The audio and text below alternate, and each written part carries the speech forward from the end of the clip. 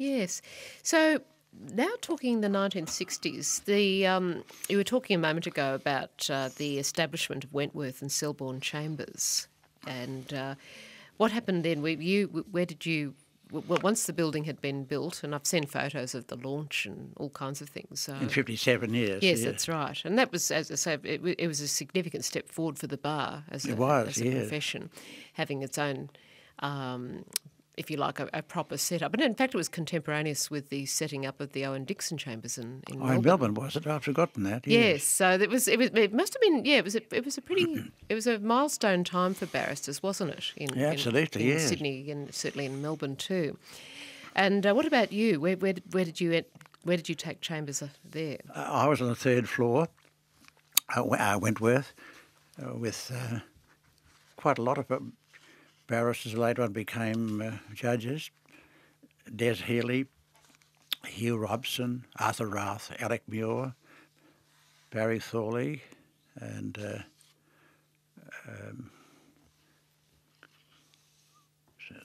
Philip Twigg was there for some time, and let me see. Yes, Hugh Robson. Did I mention Hugh Robson? Yes, you did. Yes.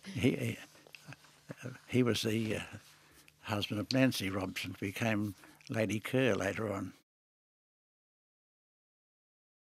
You took silk in 1968. 68, that's right, yes. Yes, and just prior to all of that, you had been on the Bar Council for a few years. I think about 1960, was it 64 or 5, until I was appointed in January 1970, and from about 1967 to 1970 I was Treasurer. Yes. What was it like being on the Bar Council in those days? Do you think it's different to how it is now? They could have been fiery meetings sometimes, and it came to a very, very interesting time because it was during those years that the Court of Appeal was established in 1966, and there was a little bit of division in the Bar Council because about a year after I joined the council, I think the president was retiring, and I think the next senior vice president was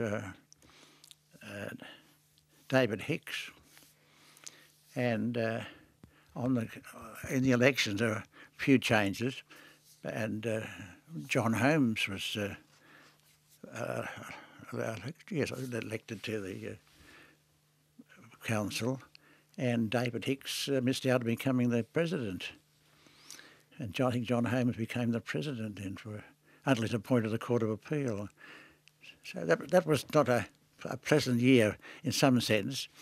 But there was some bad blood. Yeah. But the bar then, of course, what happened then was that the legislation began to develop for the abolition of juries, and that was a very big issue for the bar. And the late Harold Glass wrote an excellent book in defence of a jury system, but it didn't prevail, as you know. Hardly any juries now except in criminal trials. Mm-hmm. And I know that you yourself feel that the best work can be done when there are juries, and that it's a very retrograde step. Yes, I've held that view, and I never changed it really from what I hear and see. Yes. Did the bar fight conspicuously against that, or was it just going to be a given no matter what?